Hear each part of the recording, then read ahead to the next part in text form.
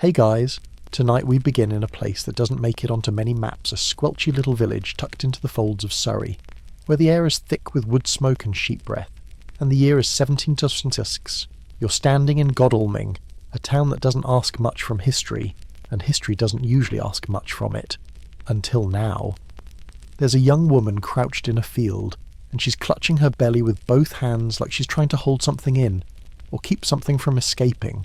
Her name is Mary Toft, and something is very, very wrong. She's not screaming, she's barely even making a sound, but her body is doing something it absolutely shouldn't, something nobody should do. You've heard the rumours already, everyone has, that Mary Toft has been giving birth to rabbits. Yes, sir, rabbits. At first, you laugh it off. You assume it's just hay fever hallucinations or something in the barley wine. But now, standing close enough to hear her breath hitch and see the steam rise from her skin, you're not so sure anymore. There's something terrifying and tender about her. Something you don't want to believe and can't unsee. So, before you get comfortable, take a moment to like the video and subscribe, but only if you genuinely enjoy what I do here. And let me know in the comments, where are you listening from tonight, and what time is it there? Now dim the lights, maybe turn on a fan for that soft background hum, and let's ease into tonight's journey together. Because this is not just the story of a hoax. This is the story of a woman who fooled an entire nation, maybe on purpose, maybe not. And you probably won't survive it with your faith in human logic intact. The mud clings to your shoes as you follow the smoke trails back to the cottage. You can smell boiled cabbage, wet wool, and something faintly metallic. Mary's home is not so different from the others here: timber frame, narrow hearth, and the constant low moan of life being lived just barely. She's lying on a straw mattress, groaning softly, the way any woman might in labour. But the midwife's face is twisted into something stranger than worry. It's wonder, or fear, or both. Then it happens. A small, limp form slides free of her with a wet gasp. You catch your breath. It's furred, not human. A creature, small and pink-eyed, curled like a question mark in the midwife's trembling hands. A rabbit. You blink, and for a moment, you think you've imagined it. But the midwife's hands are shaking and Mary is panting, and in the dim candlelight, there's no mistaking what just happened. It's not the first, and it won't be the last. You step back. You want to ask questions, but none seem polite or sane. Outside, the wind is rising and you hear hooves clattering on the muddy road. Someone's coming. Word is getting out. And tonight, this sleepy little town is about to become the strangest place in England. Historians still debate what exactly came out of Mary Toft's body: fetal rabbits, bits of cat, parts of hog bladder. The records are weird and conflicting, but one thing is certain: something was definitely delivered. Something soft, something hairy, something not born of nature and not quite born of lies either. And now, like everyone else in Godalming, you're caught in the middle of it. You step outside the cottage for air. The village is quiet, but not asleep. Eyes peek from shuttered windows. The baker's boy is hiding behind a barrel, trying not to giggle, and the butcher he's watching with a look you don't like. Too curious, too knowing. You look up. The sky is wide and cold and full of stars that don't care what anyone births tonight. But you care.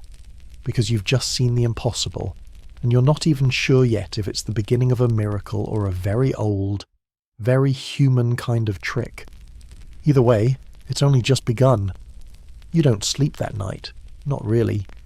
You lie on your back, eyes wide open, listening to the wind sneak around the shutters like it's trying to overhear something. Every creak of the floorboard sounds like it's carrying fur. Every distant animal cry feels too close. Somewhere, an owl hoots, or was it a scream? At dawn, you walk back toward Mary's cottage, not because you want to, but because you can't not. Something has happened, and it's dragging the entire village into its soft, twitching orbit. You see her husband, Joshua, outside. He's sharpening a knife, nothing sinister, just the kind you'd use to trim fat from a roast. But the sound it makes on the stone is too precise, too calm. You nod. He doesn't nod back. Inside, Mary is sitting up now. Her face is drawn tight like stretched linen, and her hands keep twitching near her belly as though checking what's still inside. She looks exhausted, not just tired, spent, as if some piece of her has already been taken away, one rabbit at a time. You sit by the hearth and notice the little things, the clean rags folded too neatly, the strange silence between husband and wife, the subtle way Mary glances at the door every time it creaks, waiting, expecting, or maybe fearing. In town, they've already begun whispering about her childhood, her temperament, her womb. You overhear someone say, "She always did keep to herself." Another mutters, "Lost a baby before, didn't she?" And someone else quieter asks, "You think she's cursed?" But you remember her before this. Mary, barefoot in spring, picking wild garlic in the hedges. Mary, who giggled once when a beetle crawled up her skirt. Mary, who didn't look like she wanted anything more than peace and a little bread. Still, that's not the version anyone wants now. By afternoon, the surgeon arrives. John Howard, not royalty, but close enough for these parts. He's well dressed, with clean hands and a gaze that skips past you like you're part of the furniture. He kneels beside Mary, inspects her belly, asks polite questions in a tone just sharp enough to suggest disbelief. Then it happens again. You watch his face closely this time. He's a man trained to see through illusions, to doubt pain, to assume trickery. But when the next lump of fur emerges damp, disfigured, undeniably mammalian, his mask falters. Just a flicker. His lips part, his eyes narrow. He cuts it open right there on the hearthstone. The rabbit is incomplete. No head, no organs, just pieces, neatly sliced, like a butcher's leftovers, still warm. You see him hesitate not out of disgust, but curiosity. He murmurs to Mary. She nods, barely. Her body is a ruin, a riddle, a reluctant magician's hat. He collects the parts into a jar. You can see them floating soft limbs, curled claws, wisps of fur drifting like seaweed. Extraordinary, he whispers. And that's how it begins. Not with a scream or a miracle, but with a man in a waistcoat whispering extraordinary over a rabbit leg in a jar. You follow Howard outside. He's scribbling notes, muttering to himself. 4 rabbits so far, he says. 1 nearly whole, 2 partial, 1 missing a spine. He doesn't look at you, but he knows you're there. He knows everyone's watching now. You think about the line between belief and desire. How easy it is to see what you want to see. A mother's grief turned into spectacle. A village's boredom turned into legend.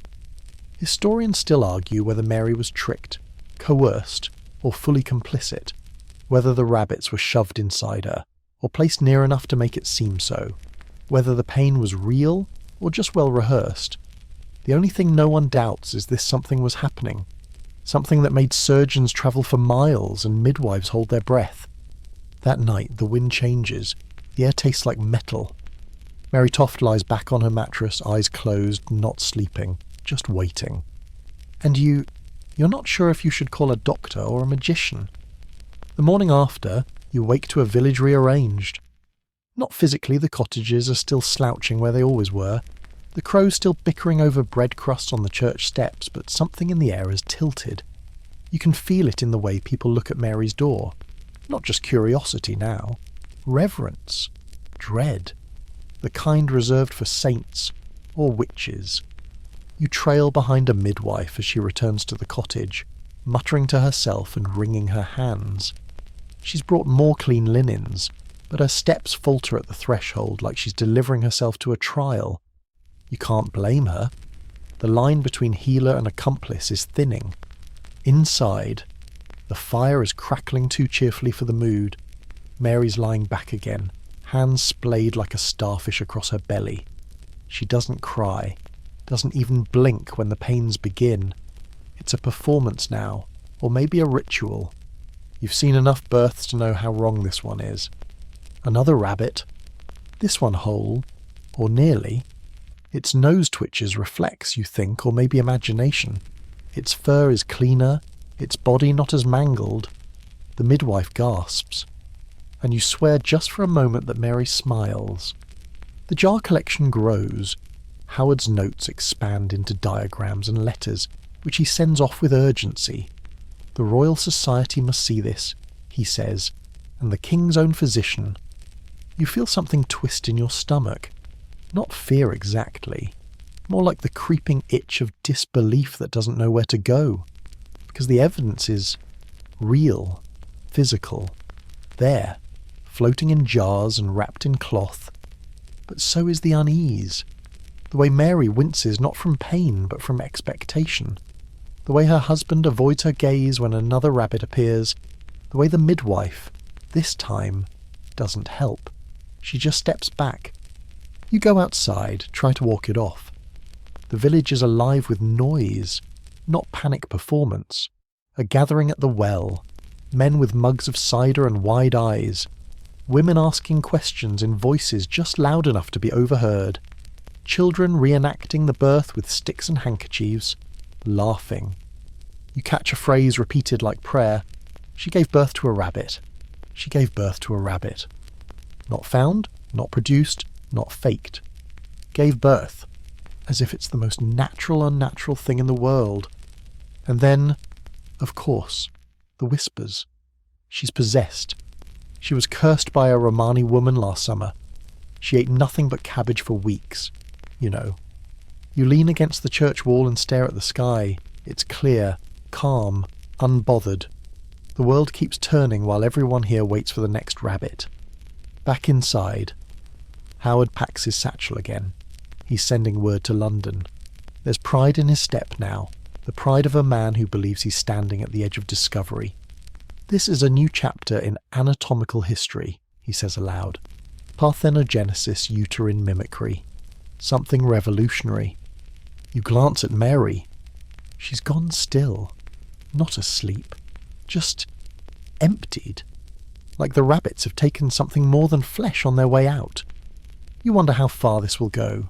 How many rabbits it will take to break the spell. Or the body. Historians still puzzle over Howard's motives, whether he truly believed her, or simply didn't want to admit he didn't. Whether his ego made room for rabbits in the womb, or whether his ambition wrote the story for him. The truth is, most people don't need to be tricked. They just need something to believe in hard enough. You kneel beside Mary before you leave. She doesn't look at you, but her lips part just slightly, as if to say, it's not over yet. And it isn't. Because tonight, the king will hear her name. It doesn't take long. The story rides the mail coaches faster than rats on grain. By the time the fog rolls back from London's cobbled streets, the tale of Mary Toft, the rabbit-bearing woman of Godalming, is nestled in gentlemen's clubs and apothecaries alike. It's on the lips of merchants and duchesses, whispered over tea and tincture with equal parts wonder and revulsion. You travel with Howard now, not by invitation, more like a ghost in his shadow. He's stiff-backed in the carriage, journal balanced on his knee, pen dancing with the manic joy of a man convinced he's about to rename anatomy. Mary sits across from him, bundled in linens, pale and too quiet. Her eyes are open, but they don't follow the passing trees or the other passengers. They stare somewhere inward where soft paws and twitching whiskers still gnaw at her womb or her conscience. Maybe both. The coach clatters through damp countryside. Every so often, it jolts, and Mary winces. Howard misinterprets each sound. He thinks he's escorting a miracle. You're not so sure. When the carriage finally rattles into London, the sky's the colour of bruised pewter. You smell coal smoke, fried eel, and something fouler that hides between the cobblestones. It's not a city that welcomes quietly. It devours. You're brought to Lesterfields not to a hospital, but to the house of Mr. Thomas Howard, a cousin of the surgeon. A fine place. Lace curtains, polished floors. The kind of home where women don't usually give birth to wildlife. But this is no usual case. Mary is housed in the back room, where they've placed a fresh straw mattress and a porcelain basin too fine for her calloused hands. You notice how she looks at the wallpaper, not with admiration, but confusion, like she's inside a painting she can't read. Then the parade begins. Doctors, philosophers, nobles with soft boots and harder eyes. They file in, one after another, each asking to witness a demonstration. Some bring gloves, some bring wine, one brings a tiny silver cage, just in case. You watch Mary flinch with each new stranger. She's no longer a woman, she's a curiosity cabinet. Her body is being passed around like a riddle with no solution, and far too many guesses. And then the royal surgeon arrives. Nathaniel Saint, André, a man of flair and flamboyance, with a voice like sweetened vinegar and a wig that wobbles when he nods. He claims to speak 6 languages, including the tongue of truth. You don't trust him the moment he smiles. He approaches Mary as if she's made of porcelain, asks her delicate questions, and coos reassurance when she winces, but his hands are greedy. He examines her with the practiced efficiency of a man used to being right. That night she births again. Another rabbit, this one larger, more intact. You don't move, don't speak, as Saint André lifts the creature from between her legs and holds it up like a trophy. Astonishing, he murmurs. Nature imitates imagination. He slices the belly open with surgeon's grace. The organs are strangely absent. The stomach is filled with corn. You look at him. He sees it too. But he says nothing, because wonder is more profitable than truth. Historians later find this moment fascinating a man who knew better, but wanted it to be real so badly. He chose to believe it anyway. St. André would publish papers, give talks, dine on this story until his grave.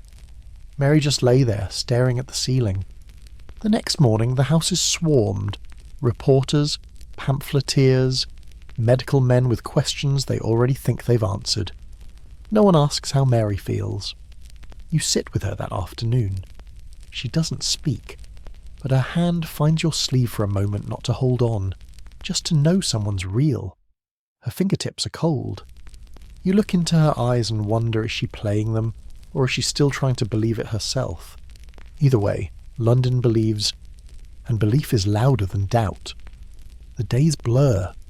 You stop counting how many men come through the room, how many candles flicker beside Mary's bed, how many rabbit parts are catalogued, pickled, and discussed over port.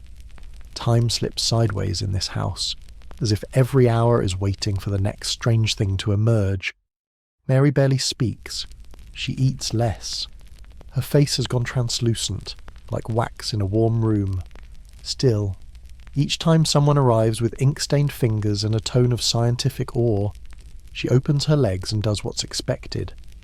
You find yourself wondering how many parts are still hidden in the walls, not rabbits anymore, but truths, regret, maybe a bit of herself. And yet the show goes on. The king himself is now involved. King George III sends representatives, including Kyriacus Ahlers, a surgeon of sterner disposition than the theatrical St. André. Where others were dazzled, Ahlers is cautious, sceptical, almost rude in his lack of enthusiasm. You watch his thick fingers prod at the latest specimen. His face never changes, not disgust, not wonder, just the cold calculus of a man who sees through games.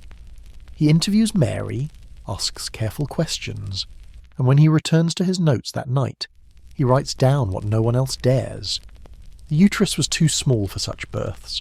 No bleeding, no sign of tearing, the rabbits quite fresh. And then the knife slips. Ahlers finds something that changes everything, a bit of hay lodged in the fur, unmistakably clean, rabbit dung inconsistent with internal gestation, even a bit of grain inside the rabbit's stomach. In short, evidence.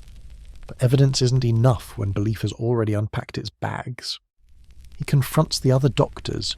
You watch them squirm, argue, deflect. St. André insists the rabbits could be performed, that perhaps Mary's imagination conjured them. that maybe, just maybe, women's bodies are stranger than science dares admit. Arla storms off, returns to the king, declares it a fraud. The house in Lesterfields falls strangely quiet for a few hours, but not silent, because someone always wants to believe. That night, Mary convulses again, or pretends to. You can't tell anymore. No rabbits appear, no parts, just her body, racked with exhaustion, shaking like a wind-struck tree. You sit beside her and watch her chest rise and fall. She whispers one word, enough. But no one listens. Howard arrives the next morning, flustered and pale. He's heard the king has turned, that Arla's report has reached the court, that the charade or miracle, depending on who you ask, may finally be ending. Still, he insists on one last examination. He wants to be sure. Or maybe he wants to reclaim some sliver of dignity before it's gone. You don't blame him. Not entirely. No one wants to be remembered for falling for a rabbit. And yet, here you all are. Historians still debate when exactly the illusion collapsed. Was it Ayla's report, the maid's confession, the missing receipts from the butcher shop where rabbits were discreetly purchased? Or was it this moment when Mary, limp and tearless, refused to perform again? You step outside for air. London stinks of sweat and something more honest, the kind of smell that refuses to be gentrified. You walk past the newspapers already being printed, rabbits of Godalming a lie and womb or whimsy, the Mary Toft mystery. The world is shifting. You wonder how Mary will survive the fall. The cracks are now too wide to plaster. It begins with a maid, a girl named Margaret, trembling in the corner of the room one morning, holding something wrapped in linen. You know what it is before she unwraps it. Everyone does. A rabbit's foot. Still damp, still warm, hidden in her apron, waiting to be passed to Mary in secret. Only this time someone sees. The surgeon, William Manning Young, red-cheeked, too eager by half, catches her in the act. His face turns pale, then scarlet. He shouts. The foot drops to the floor with a soft thud. You can almost hear the sound of belief shattering. There's chaos for a moment, not screaming. Just a kind of panicked silence where every person in the room realizes what they've done. The doctors turn away, suddenly interested in their cuffs. The servants busy themselves with nothing. You and Mary just look at each other. And she doesn't even flinch. That's the worst part. Because now, it's clear. This isn't a miracle. It's not even a trick. It's a collaboration. A slow-motion theatre performance with a sick woman in the centre, or maybe a clever woman, depending on who tells the story, and a supporting cast of surgeons too proud to blink. They call in Justice of the Peace Thomas Clarges. You remember him tall, precise, with eyes like cold rain. He doesn't ask for dramatics. He doesn't need another rabbit. He asks questions. How were the rabbits acquired? Who assisted? Who paid? Mary says nothing at first, just sits, head bowed. Then she begins to speak. Not a confession, exactly something softer, like someone unpacking a heavy bag they didn't pack alone. She says she didn't mean to lie. Not really. That she had miscarried months ago. That she felt something shift inside her, a pressure, a silence, a need. That someone joked a rabbit had run across her grave. That someone else, maybe her mother-in-law, maybe a neighbour, maybe her husband, had said, "Well, if your womb's empty, might as well put something in it." She doesn't say who placed the first rabbit. She doesn't deny that they kept coming. She doesn't cry. You sit there and feel your breath catch, not because of the shock, but because of how tired she sounds, the kind of tired that weighs more than shame. Clarges listens, he nods, then he does what history often does, he makes her a case. Mary is taken to Bridewell Prison. It's not a long ride, but it feels eternal. The carriage rattles over cobbles like a judgment. Mary doesn't speak. She stares at her hands. At Bridewell, the walls are high and damp. Rats scurry like gossip underfoot. The guards don't say much, they don't have to. This isn't a place for explanations, just holding. She isn't charged with a crime, not officially. Because what law, after all, covers giving birth to rabbits? but she is questioned, again and again. Each time, her story changes not wildly, just subtly, like someone trying to remember a dream after waking. Historians argue about these statements. Which parts were coerced, which were real, whether she was clever or coerced, a manipulator or a victim. They debate it still, in quiet rooms with dry books, while the woman herself lay curled on a straw mattress that smelled of old urine and boiled oats. You visit her there, in your dream of this place. She doesn't look up.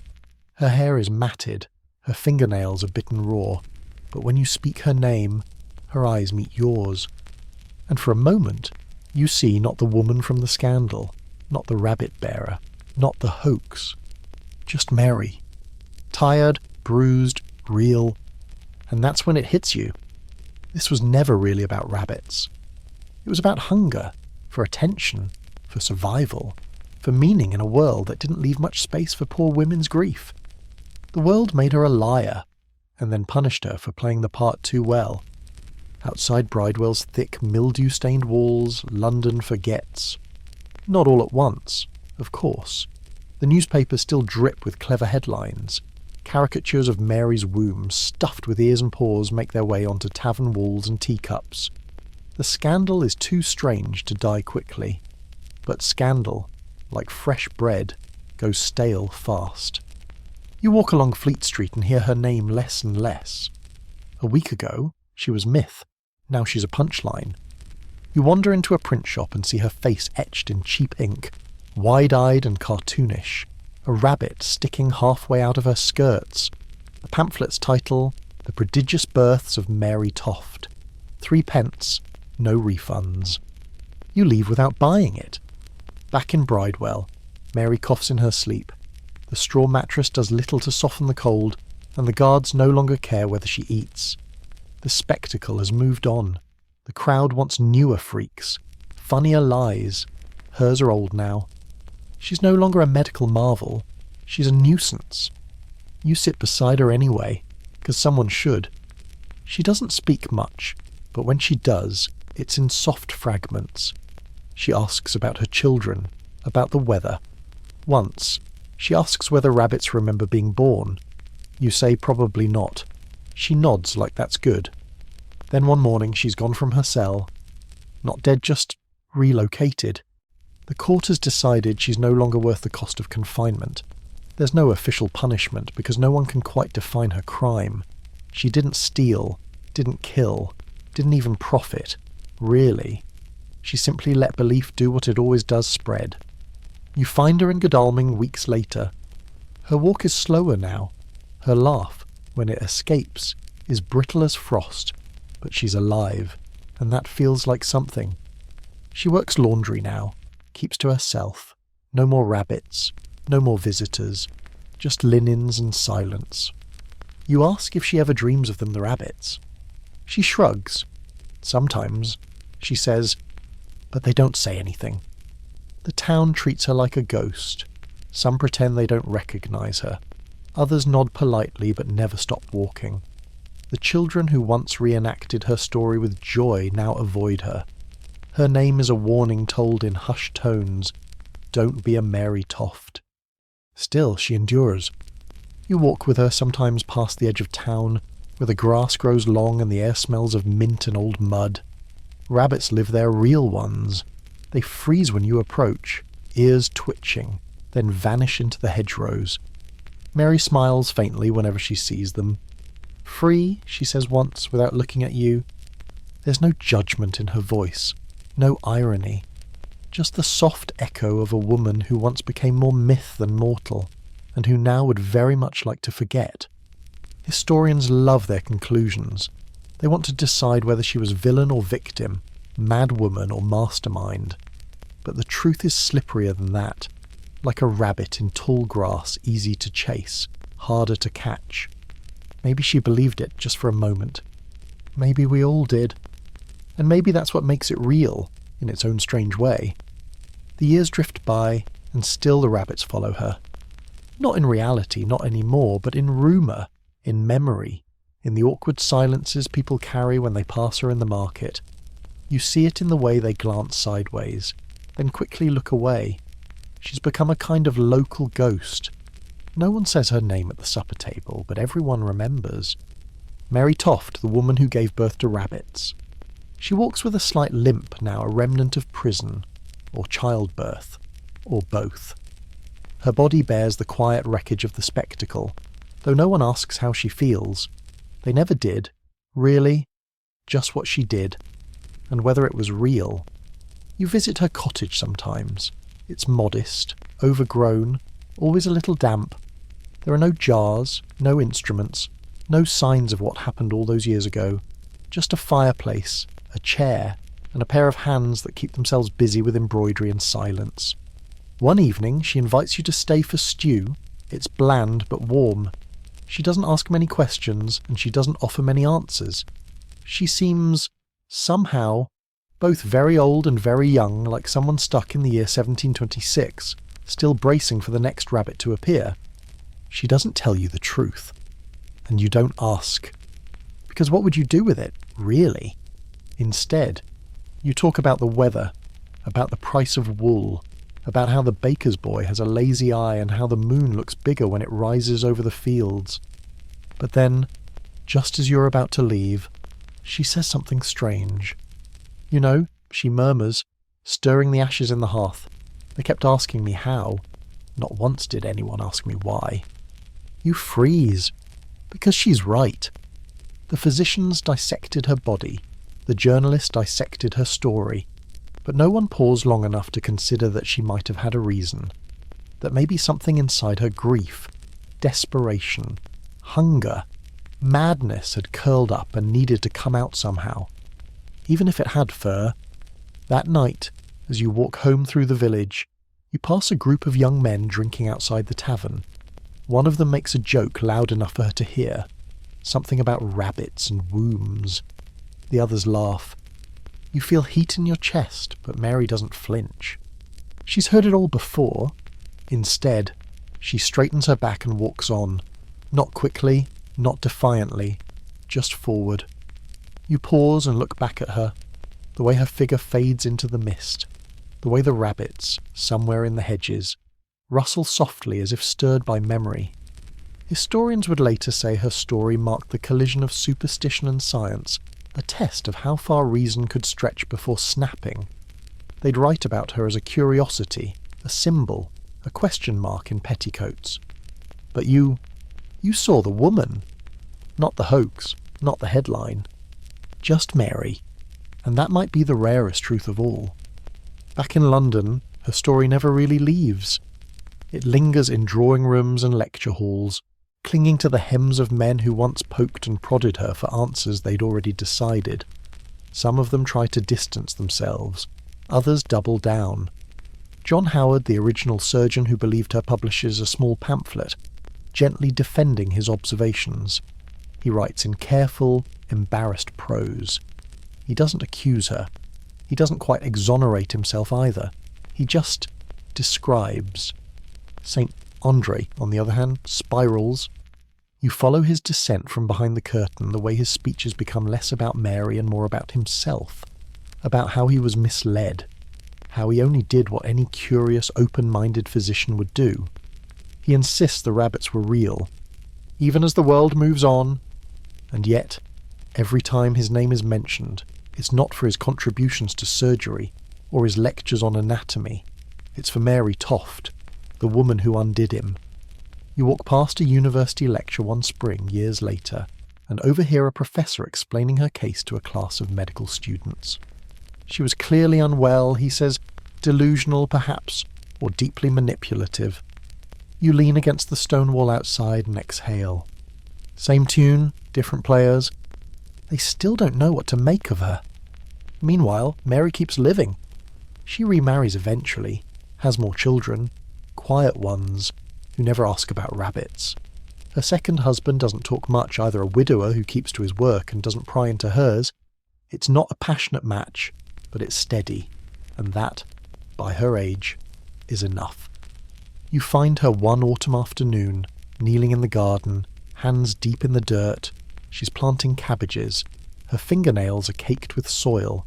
and she hums a tune you can't quite place. "Still cold in the mornings?" she says without turning around. You nod. She already knows you're there. She reaches down and pulls up a carrot small, crooked, perfect in its imperfection. "You know," she says, brushing the dirt off gently, "this town was never meant for miracles and just root vegetables." You laugh.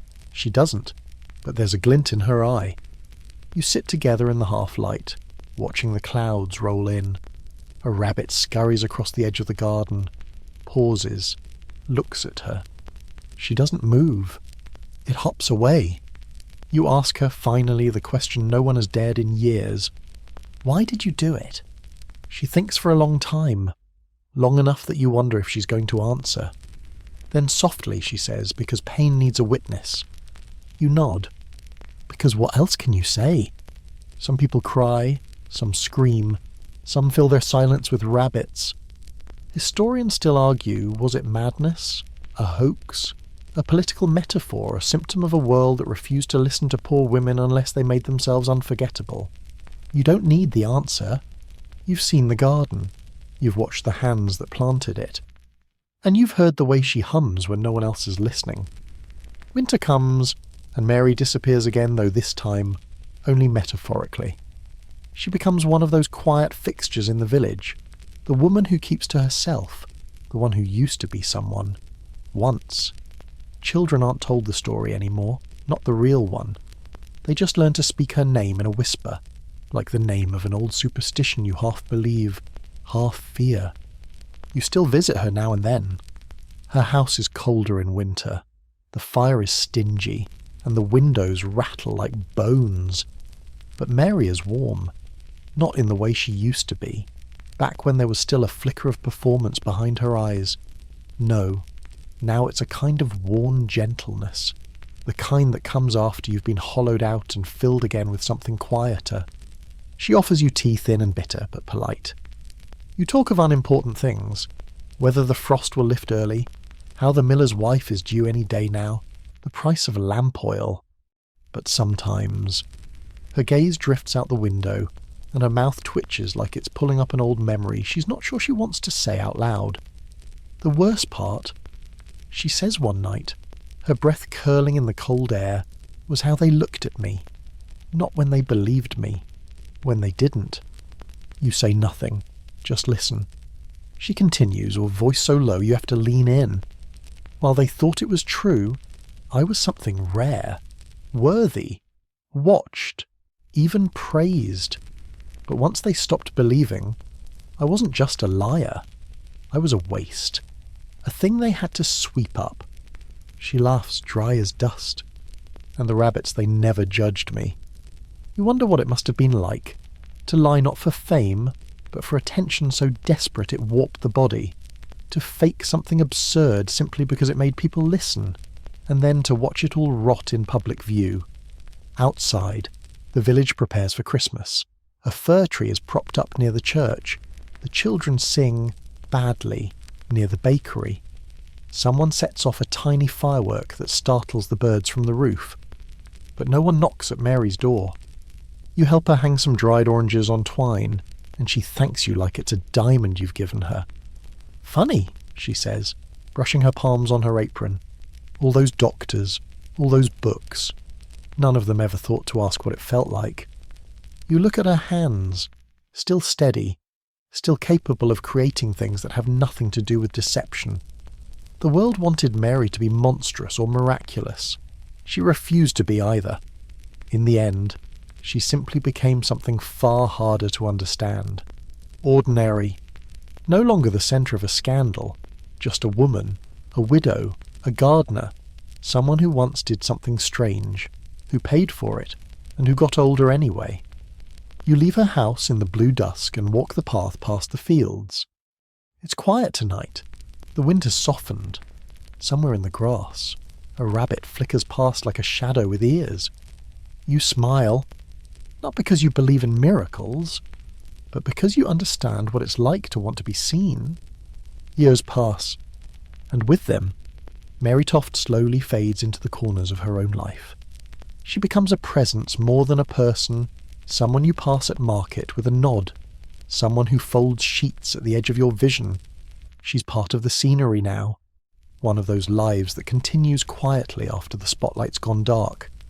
You see her once helping an old man tie a bundle of firewood, another time, crouched by a stone wall, mending her boot with thread so fine it's hard to tell where leather ends and effort begins. Nobody calls her the Rabbit Woman anymore, at least, not to her face, but the story is still there, like damp in the beams of an old house. You don't see it, but it's always present. The church avoids her, mostly, not out of cruelty, just habit, as though inviting her back would mean acknowledging what happened, and they'd rather pretend miracles or lies don't occur that close to home. You walk with her one spring afternoon, your boots squelching slightly in the thawing mud. She talks about the snowdrops blooming late, about how this part of the lane always floods, and then, almost as an afterthought, she says, "There was a boy once, a very quiet one. He said the rabbits weren't real, but the hunger was." You don't know who she's talking about. Maybe no one. Maybe you. The conversation shifts. She asks you what books you're reading. You lie and say something scholarly. She sees through it, chuckles once, and doesn't press. Later, she shows you a box. It's small, wooden, scuffed. She keeps it under a loose floorboard, not hidden exactly, just out of sight. Inside are the last pieces of it all, a clipping from a broadsheet, a scrap of bloodied cloth, a folded letter with a surgeon's wax seal, long cracked and faded. You don't ask why she's kept them. You already know. Some stories demand to be remembered, even if remembering them feels like pulling stitches out of old wounds.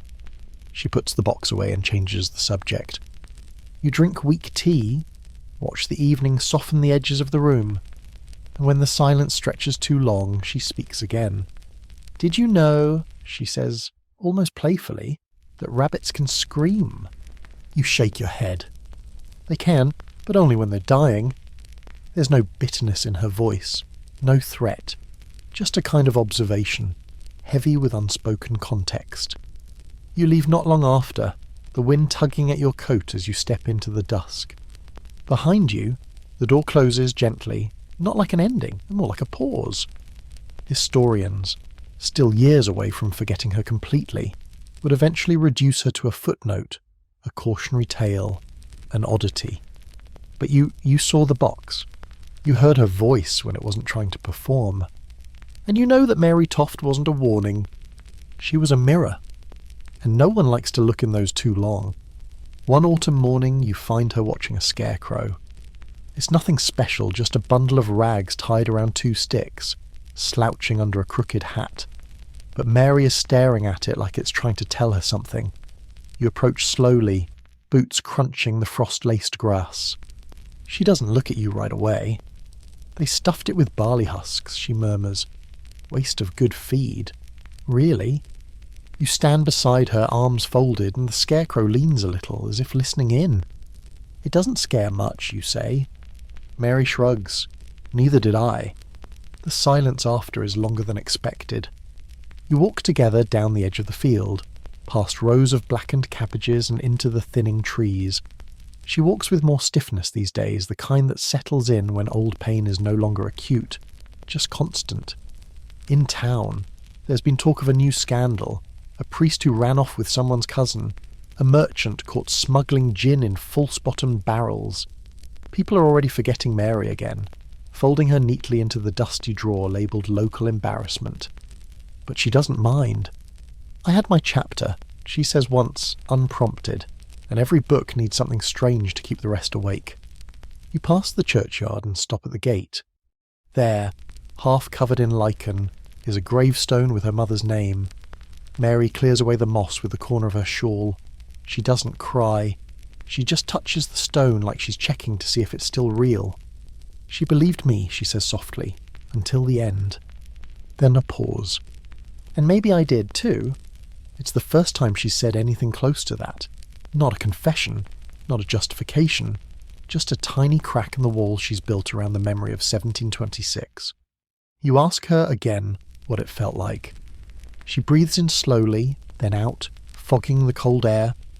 It felt like being important, she says, for a minute.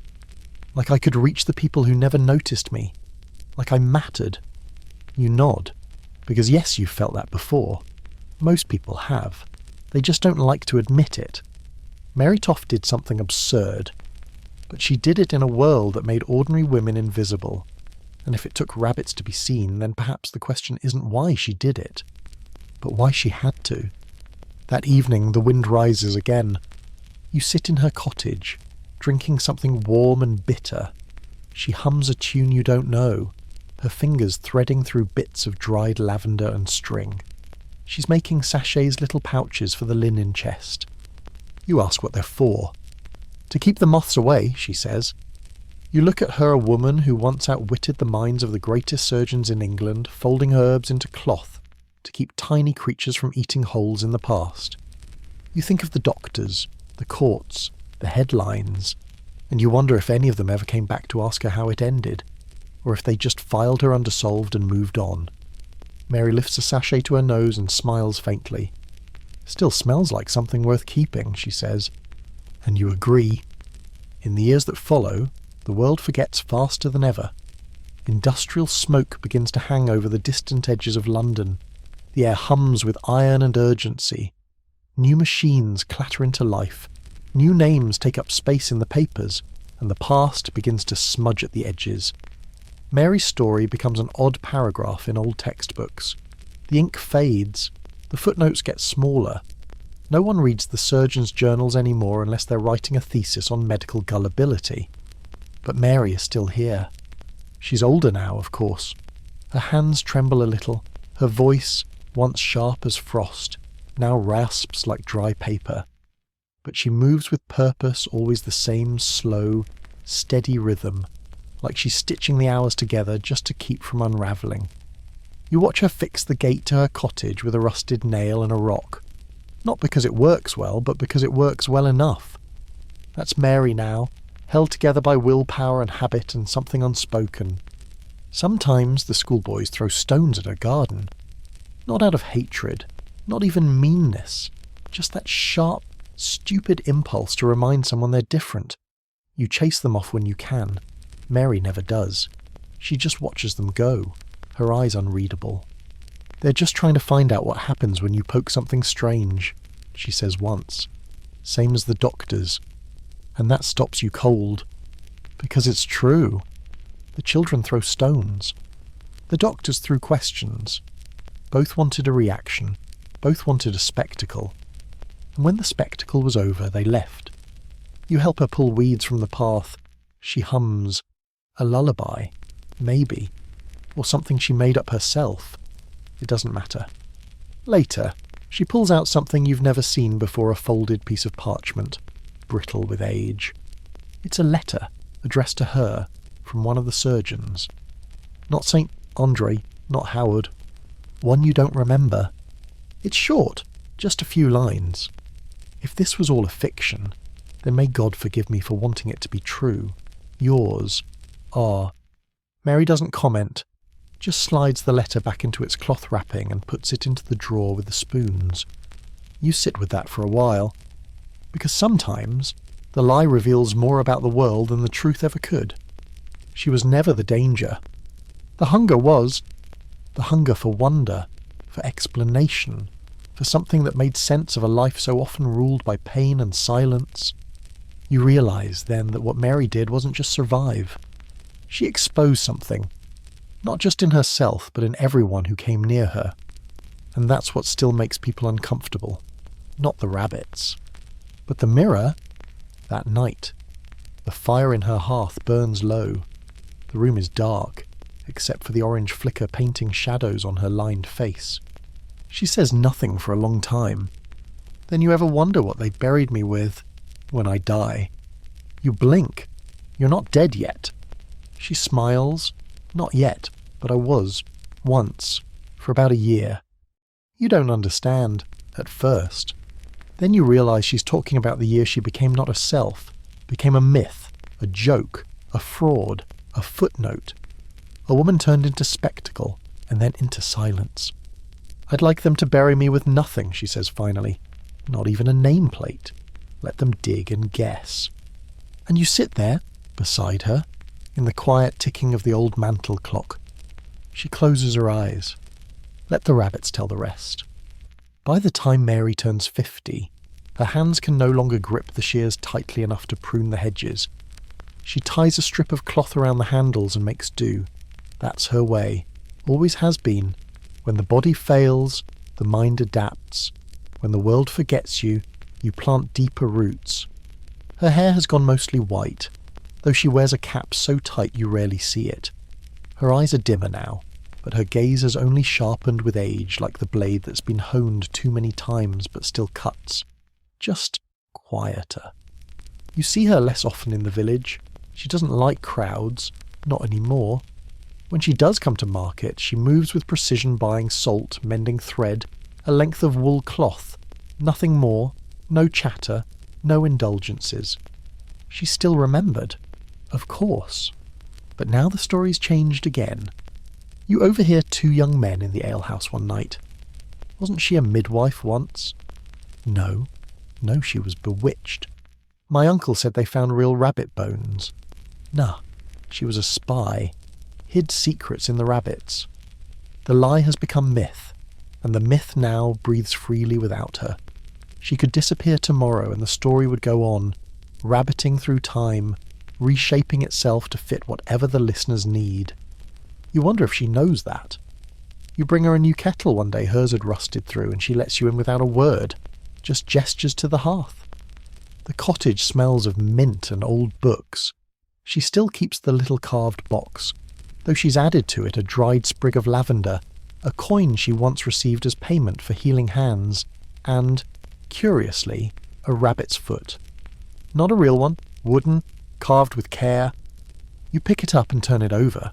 There's something etched in it, a single word. Enough. She sees you reading it and nods. I made it the year they stopped coming to stare. You ask what she means, the doctors, the boys, the rumours. All of them, she says. They always came with open mouths, never with open hands. You sit in silence after that, drinking nettle tea. A soft rain taps at the windows, and you listen to it the way you might listen to someone thinking out loud. Finally, she says, I never wanted to be famous, just remembered. There's a difference. You ask if she thinks she'll be remembered rightly.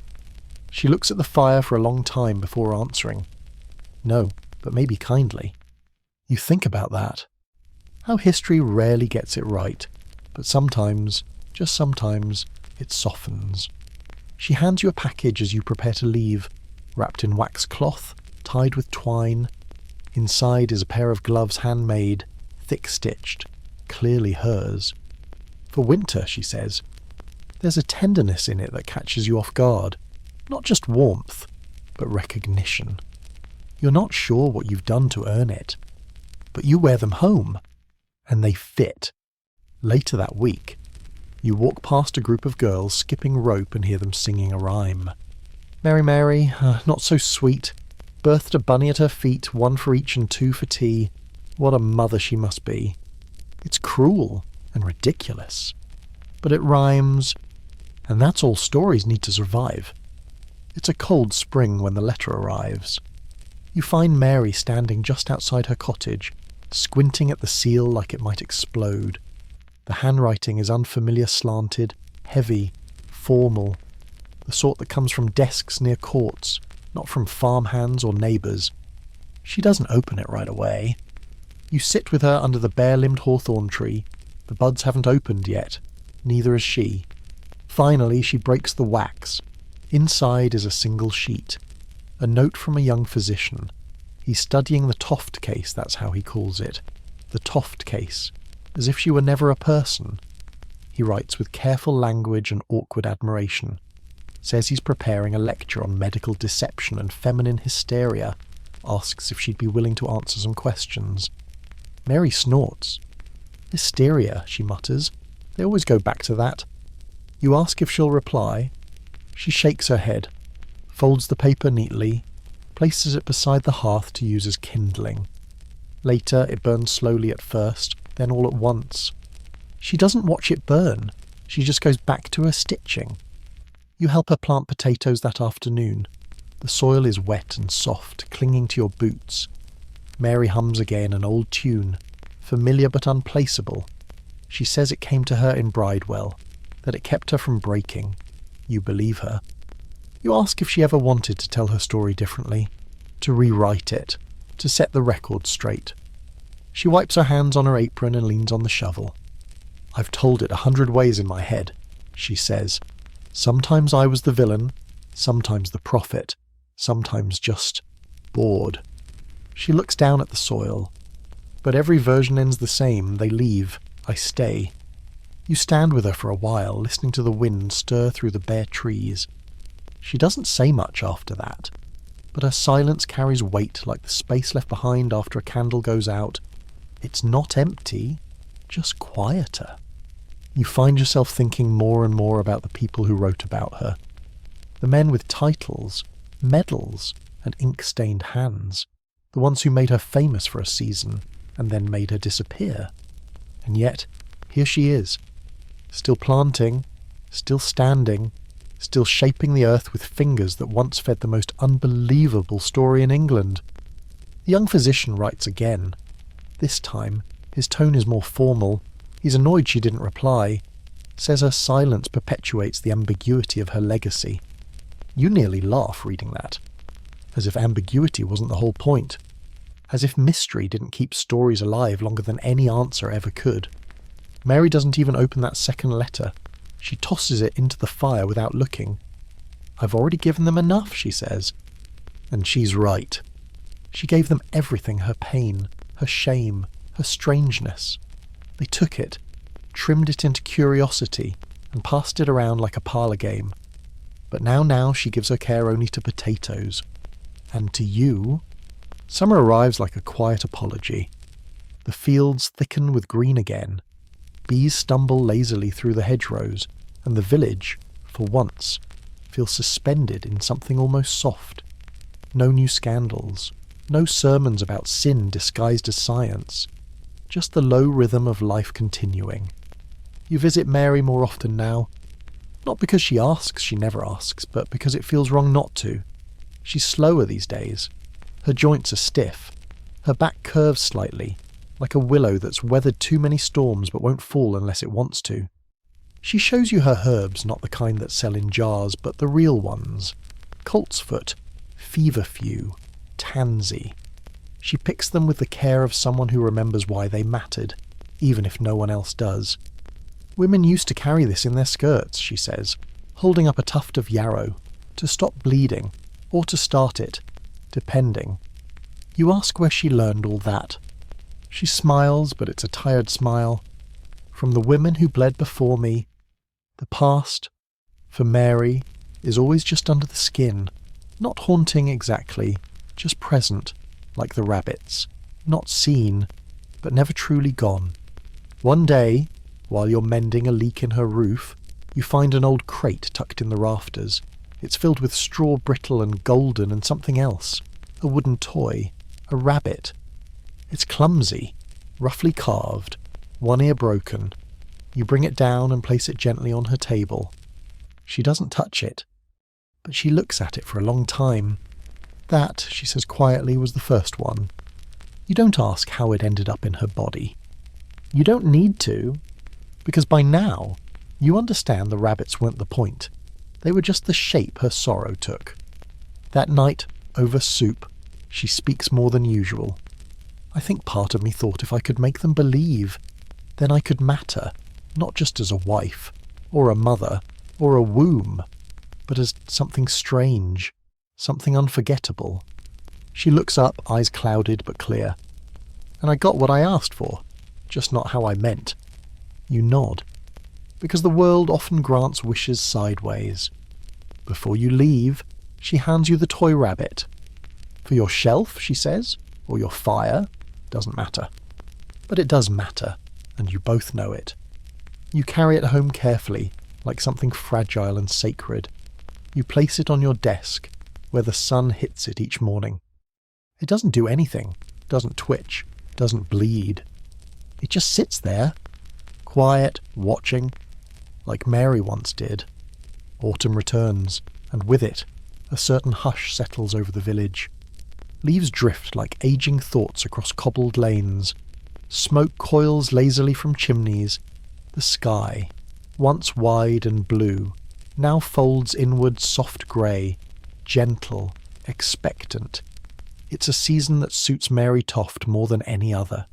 Not cold, not warm, not gone, not quite here. You find her one morning sitting by the riverbank, cloak wrapped tightly around her shoulders. She's watching the water slide past slow, brown, unbothered. A single rabbit watches from the other side, still as a question. "I used to think the river could remember," she says. You ask if she still believes that. "No," she replies, "but I like to pretend it forgets slower than people do." You sit beside her, knees brushing dry grass.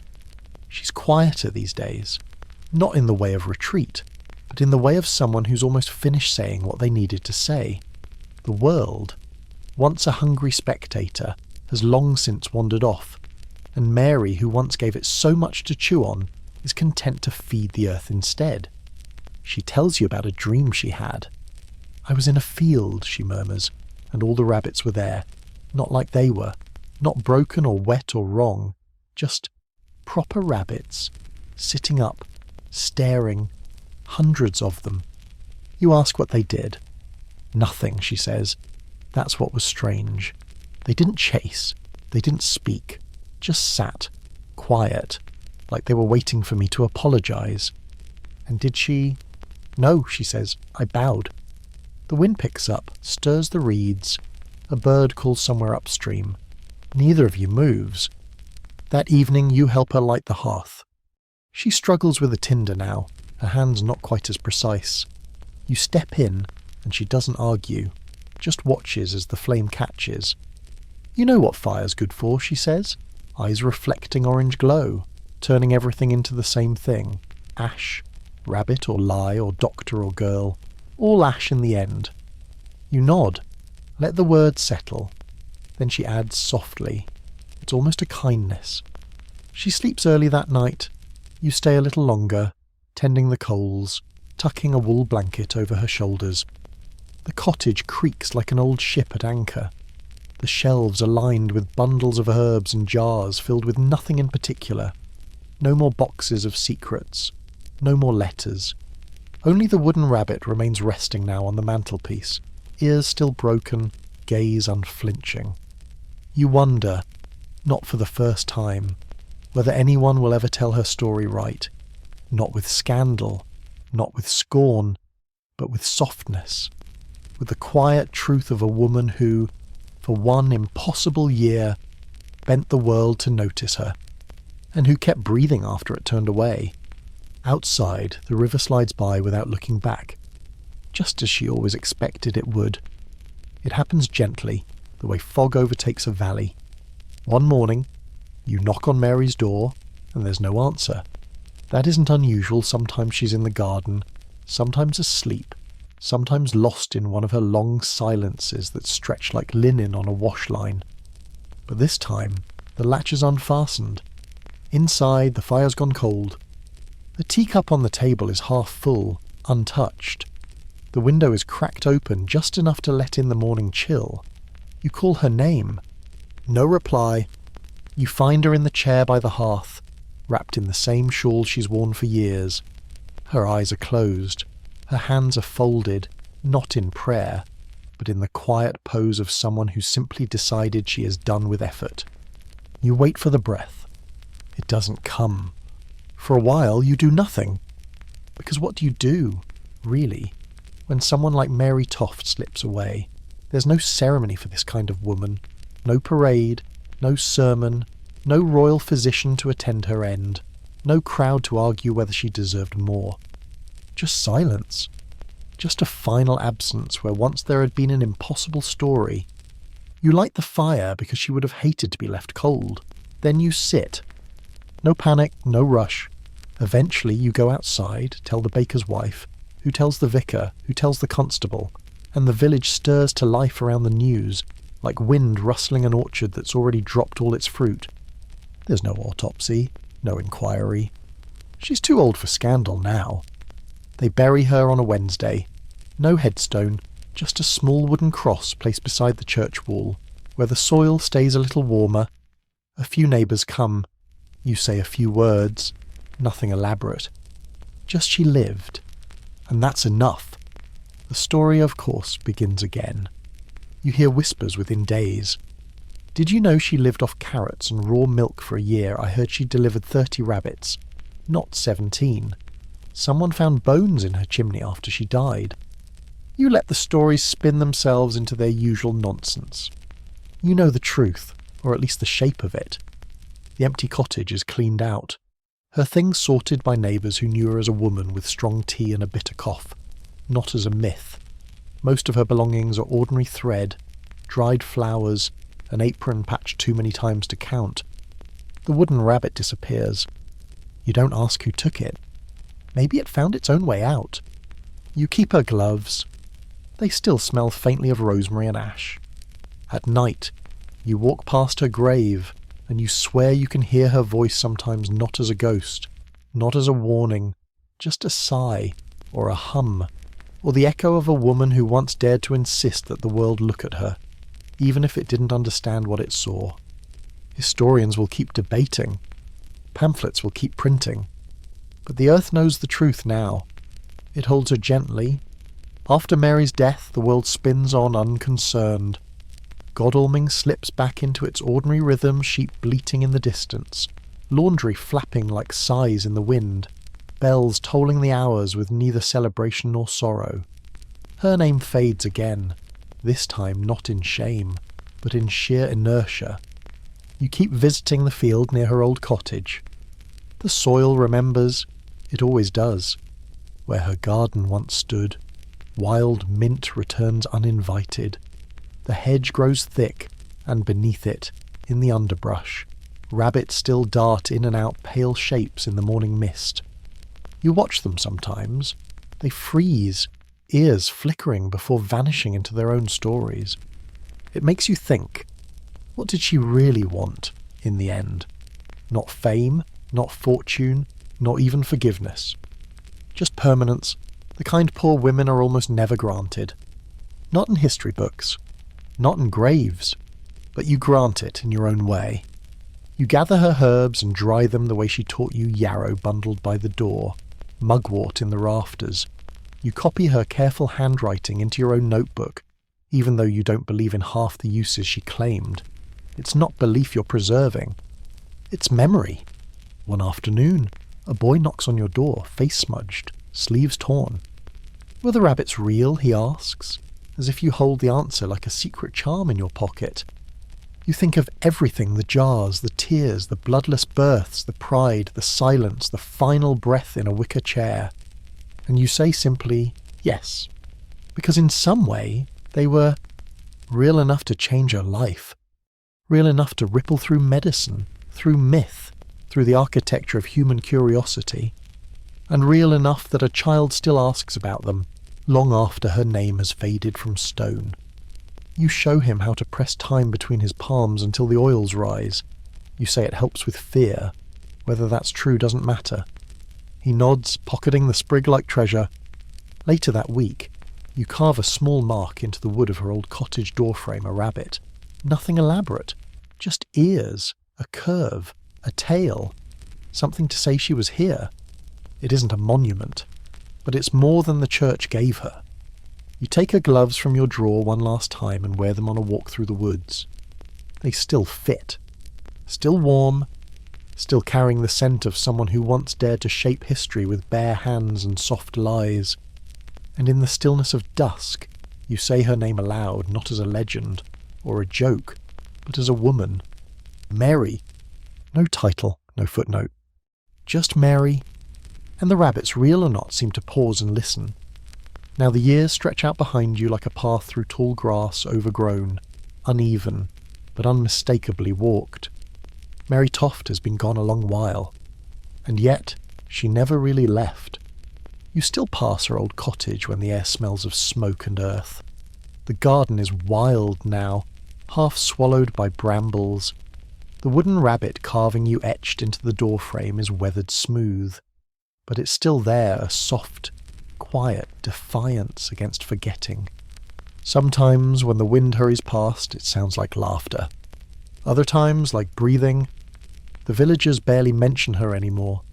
Her story has slipped into the thin places between truth and tale, passed from grandparent to child, reshaped, misremembered.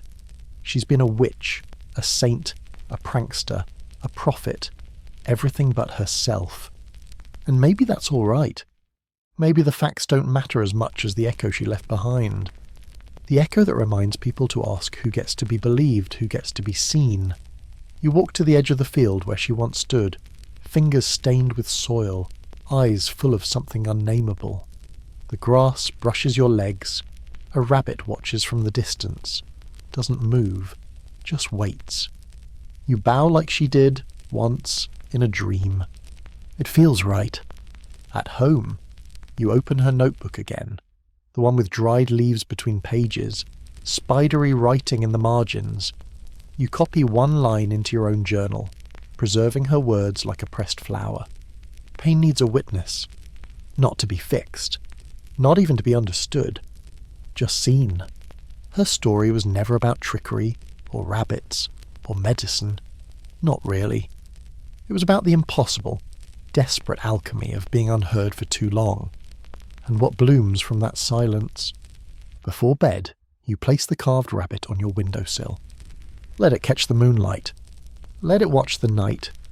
And in the stillness that follows the hush before sleep, the breath before dream, you feel her, just faintly, as though she's drifted into the quiet parts of your thoughts. Not as a ghost, not as a legend, just as Mary, a girl, a woman, a field, a story, and somewhere beneath the soil, still listening. Let it all fade now. The cobblestones and candlelight, the soft crunch of straw under bare feet. Let the whispers settle, the questions go unanswered. Mary's gone to rest, and so should you. Breathe slowly. No more rabbit births. No more surgeons with eager scalpels. Just stillness. Just the low hum of a world that has already spun far beyond her story. Picture the hearth flickering, quiet, warming a room that no longer holds performance, only memory. Picture her gloves folded on the table, her shawl draped neatly over a chair, an empty teacup beside a window full of stars. The cottage sighs in its sleep, and outside the wind carries no judgment, only leaves. You too are carried now. Let your thoughts unravel like thread from a well-worn spool. Let your breath slow into rhythm with the unseen tides of the night. There are no rabbits here, no questions left, only a story told soft enough to dream by. You did not need to understand it, only to witness it, only to sit beside it long enough to know that even the strangest stories are stitched from threads we all carry: fear, longing, loneliness, the quiet want to be remembered. Let your limbs go heavy, let your mind turn to candle wax, and if the darkness whispers something in the shape of her name, let it. It means you've heard her. It means she was never truly alone. Sleep now. Let the story curl itself shut, like a rabbit safe in its burrow beneath the turning world.